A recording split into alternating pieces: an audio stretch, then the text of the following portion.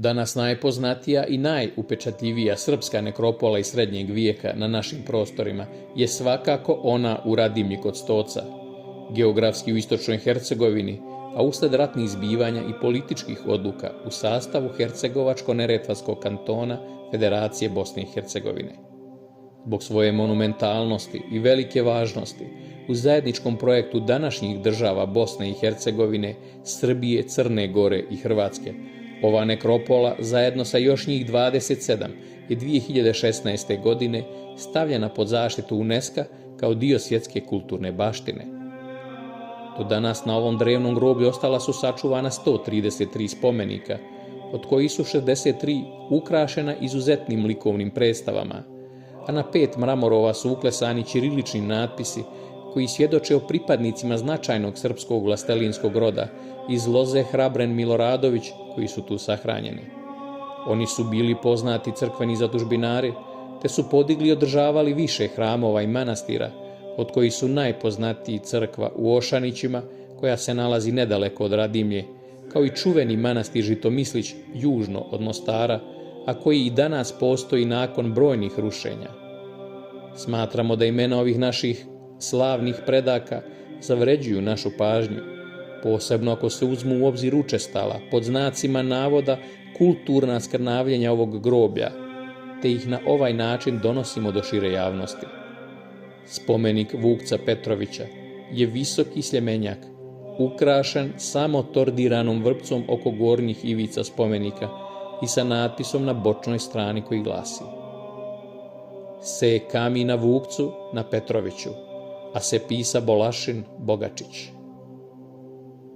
Drugi spomenik je onaj Vlača Vlahovića, također ukrašen tordiranom vrpcom i nažalost ima na sebi veliko oštećenje koje otežava čitanje natpisa, ali rekonstrukcijom možemo pretpostaviti da je pisalo: A Vlač Vlahović, pisa kami Ratko Brativojić. Mramor Radoja, sina vojvode Stipana, je veliki sanduk na postolju i predstavlja najprepoznatljiviju likovnu predstavu sa Stečaka, koja se danas uzima kao obrazac kada je ovaj pojam u pitanju. A to je lik pokojnika predstavljeno kao vitez sa podignutom desnom rukom.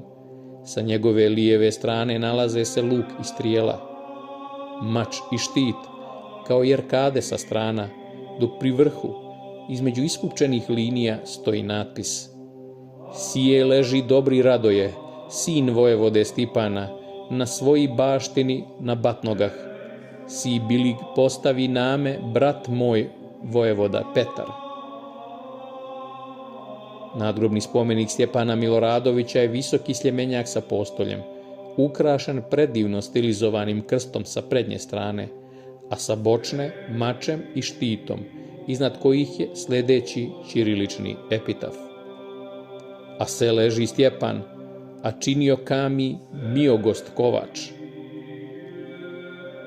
Tu je i spomenik Radoju Vukoviću, koji je također visoki sljemenjak sa postoljem i također sadrži predstavu like sa podignutom desnom rukom. Oko vrha se nalazi ukrasna, tordirana vrpca, a sa strana je ukrašen arkadama. Njegov natpis glasi: Az rab Božiji, Radoje Vuković, sinovac vojevode Petra.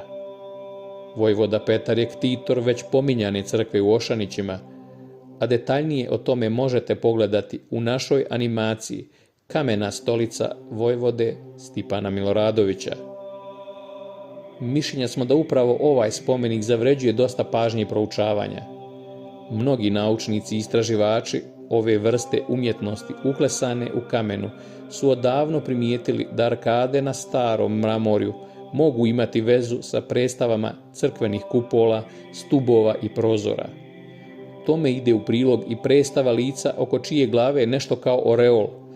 Oko njega se ne nalaze predstave mačeva, štitova i strijela, kao kod njegovih srodnika Vlača Vlahovića i Stjepana Miloradovića.